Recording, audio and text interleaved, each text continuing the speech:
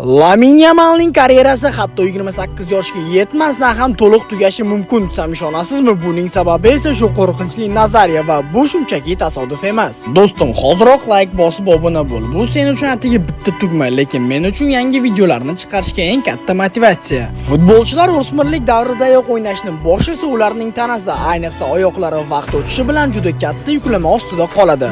Masalan, Eden Hazard 2009-yilda atigi 17 yoshda Lille safida o'ynay boshladi.